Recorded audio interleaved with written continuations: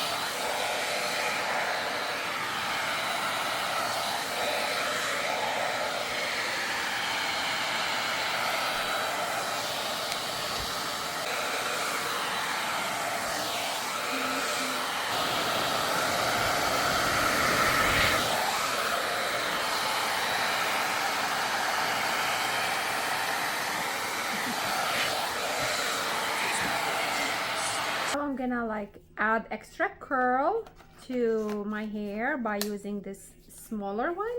Look at this. So let's do that by taking smaller strand just here in the front for the bang.